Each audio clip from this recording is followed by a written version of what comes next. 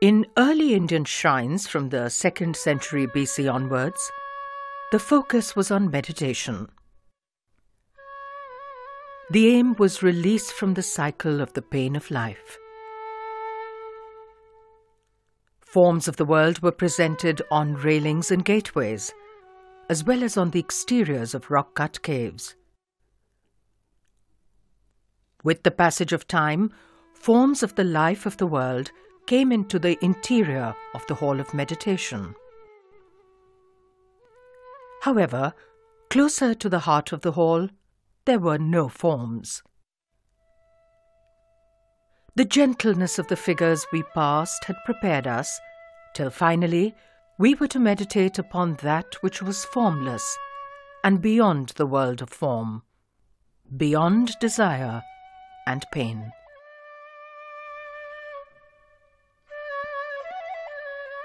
Coming into India from the north, Mathura is strategically placed at the entrance to the plains of the river Ganga. Thus, it was a major junction of trade. It was also a great centre of culture and art. Under the Kushanas, who ruled from the 1st to the 3rd centuries AD, Mathura became the summer capital of their empire. The Kushanas, or the Yu-Chi, were tribes who came from southern China. They patronized Buddhism and the Brahmanas as Indian kings had done before them. However, theirs was a different vision. The subject of art in India was the eternal themes, not transient personalities.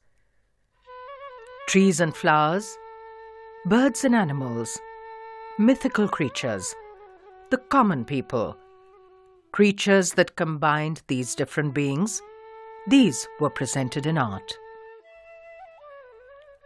So were yakshas and yakshis, who personified the spirit and abundance of nature.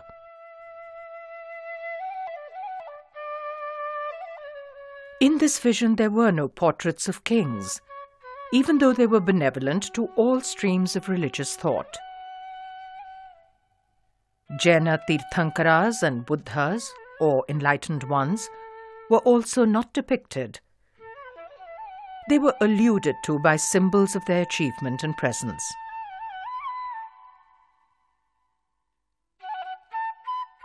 The Kushanas brought a different outlook with them. The coins made by the Kushanas were the first in India to have portraits of kings made on them. Near Mathura, as well as at their other capital at Peshawar, they built royal shrines with images of themselves.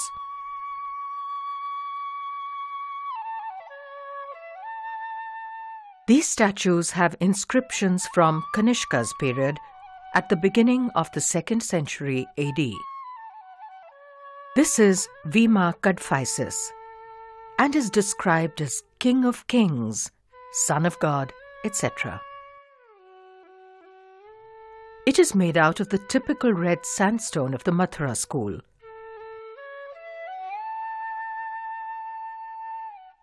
Another portrait statue has a similar inscription, this time bestowing the royal and divine titles upon Kanishka. He is again dressed as a Scythian with padded boots and heavy clothes. The clothing is not made in the Indian style where it reveals the body shape. In this monumental depiction, the emphasis is on the military powers of Kanishka. The cult of the worship of kings did not last beyond the rule of the Kushanas. However, in this period, a new focus came on the depiction of personalities in art. Images of Buddhas and Bodhisattvas, Jaina Tirthankaras, Shiva, Vishnu, Kartikeya, and other Hindu deities were created. These followed the earlier models of the Yakshas and Nagas. Kushana coins present some of the earliest images of the Buddha. A Kushana coin also brings a very early image of Lord Shiva. He is seen with his characteristic trident and Nandi the bull who accompanies him. The first formalized deity seen in Indian art was Lakshmi, lustrated by elephants. In the Mathura region, we see an expressive image of her. She stands on lotuses, rising out of a Purna Ghata or vase of plenty. She symbolizes the nurture and fruitfulness of nature. Peacocks made on the rare represent immortality. From the 2nd century BC, there were 2 Jaina stupas at Kankali Tila near Mathura. Sculpted remains have been found which show the close similarity of art as well as that of the symbols of both the Buddhist and Jaina faiths. The region also had flourishing temples dedicated to Naga deities.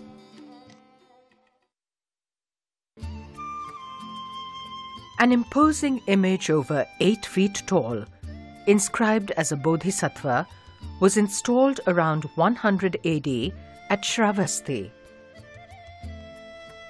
It was donated by a bhikshu or monk named Bala.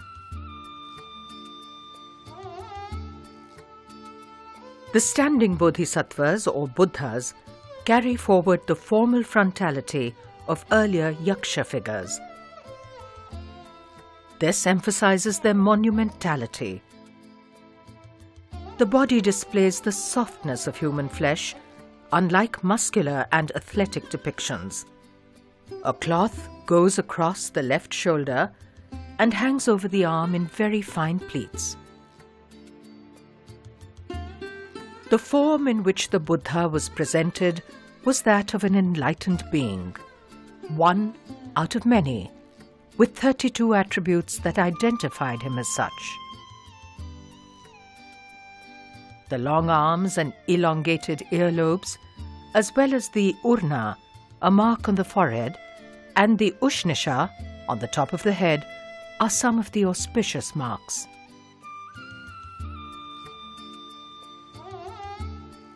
A number of images of seated Buddhas and Bodhisattvas have been found, including a fine one from the Katra mound. It was donated by Amuha Asi, a nun, for the welfare and happiness of all sentient beings. This is a common wish expressed in donative inscriptions at Naga, Jaina, and Buddhist sites of this period. The quality of prana or inner breath is evident in the figure. There is a quality of animation and life which marks this figure as a masterpiece of Kushana period art. Behind his head is a large halo with scalloped edges, representing the emanation of light. The Bodhisattva Maitreya is the next Buddha to be in the world.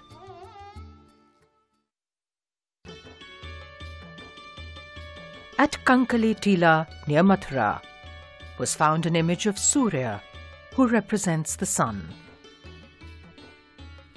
He was also seen in the 2nd century BC in a vihara at Bhaja in western India. Iranian influences are seen in the boots, jacket, and moustache. Naga deities seen here continue a tradition seen in Indian art from the 2nd century BC at Bharhut. An architectural fragment from Mathura shows an image of a Shivalinga being worshipped. Several lingas of this period, with one face and with 4 faces, have been found. As with other early deities in Indian art, they represent the creative forces of nature. Kartikeya is depicted carrying a spear. He was later incorporated into the Hindu pantheon as the son of Shiva. While images of deities were coming into being in the art of Mathura, the main focus still remained on stupas, Buddhist and Jaina. As in previous times, the railings and gateways of these stupas presented the boundless fruitfulness of nature and the joy of life.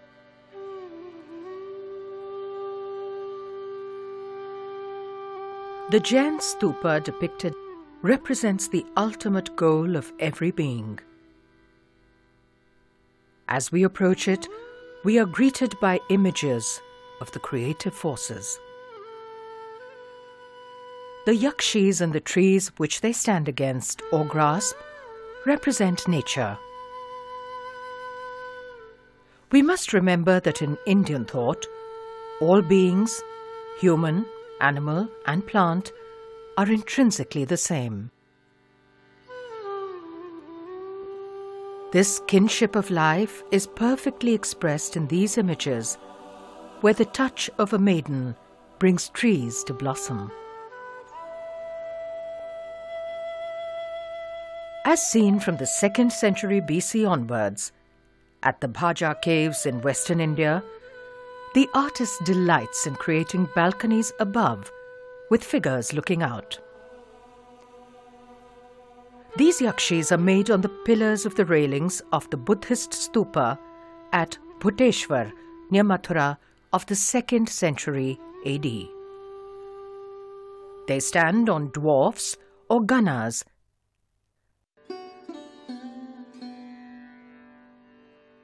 The summer capital of the Kushanas was at Peshawar in the Gandhara region. Buddhism had reached this area in the 3rd century BC with the emissaries sent by Ashoka. This region was at a meeting point of the cultures which travelled on the trade routes from China to the Mediterranean. Concepts of Indian philosophy, which placed emphasis on the renunciation of worldly desires, were new to many here. Kanishka held the 4th great Buddhist council in Kashmir. This was the first time that Mahayana Buddhism was given the full support of royal patronage. The council was also significant for making the Sanskrit language the main vehicle for Buddhist scriptures.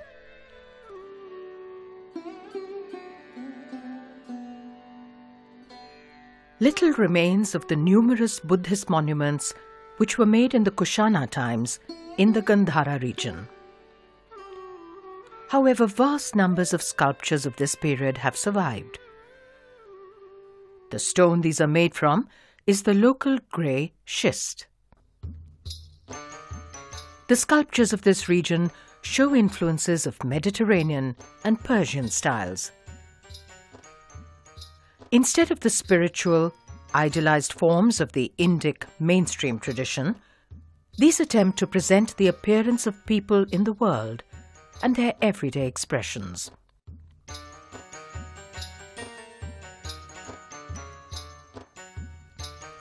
The drapery shows the influence of Western models. Whereas in the Mathura school, the figures are presented in transparent, light clothing, here the garments are made with heavy folds, and a great emphasis is given to their plasticity. The body is more muscular, in keeping with Greek and Roman norms.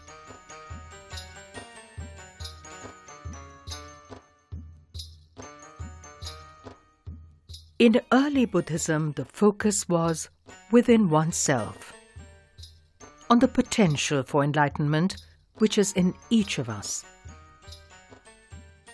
In the Gandhara region, the attention began to go more towards the heroic personality of a Buddha and other Buddhas as distinct individuals.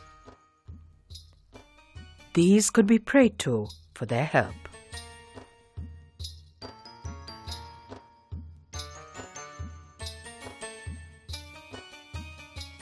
A number of Buddhas, as mentioned in scriptures, including Gautama and Dipankara Buddha, are depicted.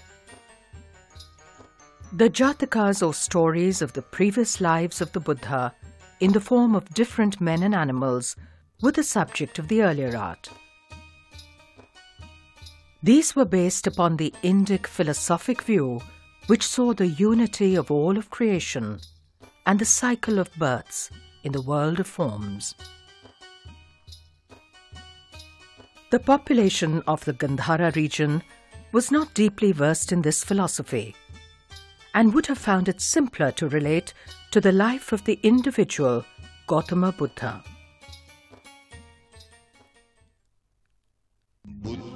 The worship of the stupa continued in Gandhara. However, the stupa was considerably smaller, and it was surrounded by rows of image shrines.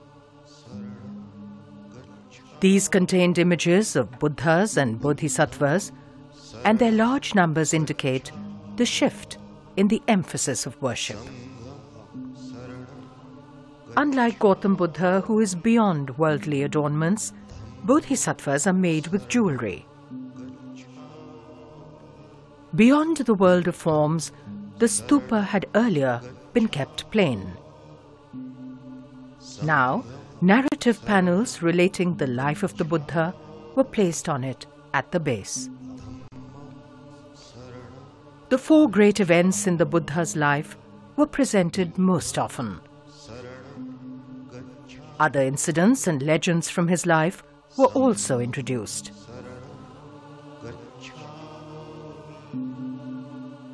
Here the emphasis became more on the drama of life in the ephemeral world.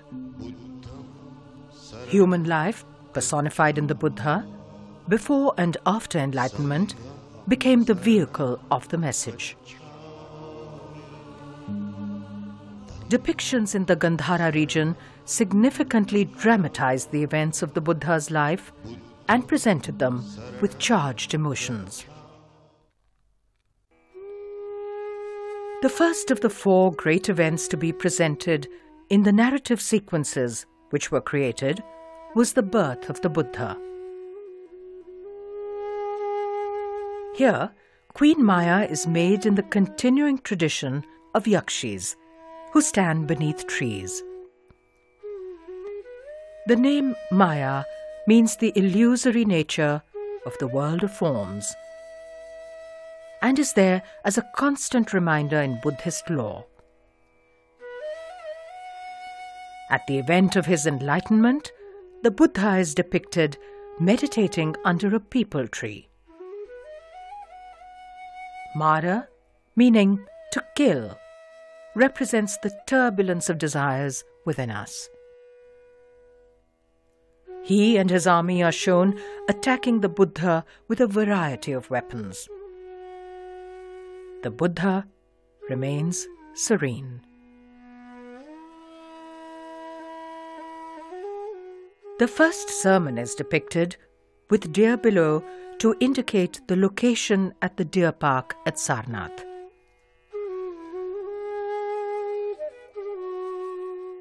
The final great event is the parinirvana of the Buddha, when he leaves behind the pains and shackles of his earthly body.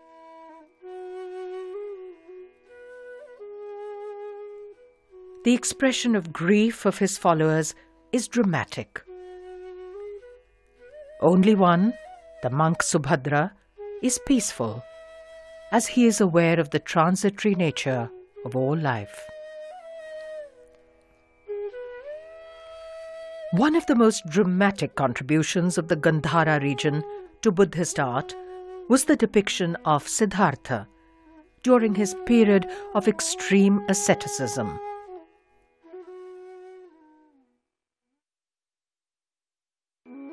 The narrative depictions and figures in the art of Gandhara were formulated by the end of the 1st century AD.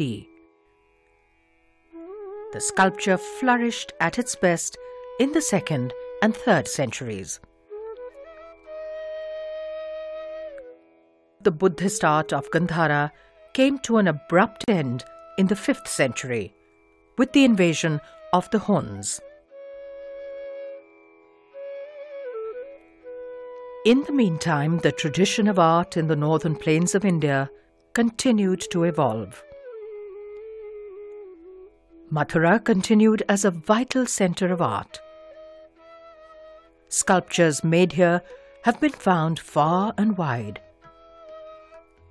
This is noteworthy, as in this period it is sculptors who were usually known to travel, and not the artworks made in heavy stone. These were obviously used as models for the art of other regions.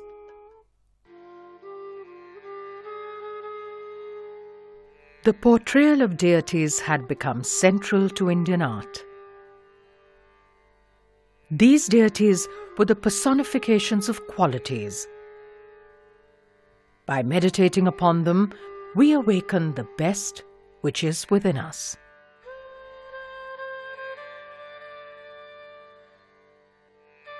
By the Gupta period in the 5th century, the figures of Indian art presented a deep quality of sublime introspection. While living with joy in the world of outward forms, it was an inner journey. In the midst of the noise and clamour of the material world, peace was to be found within.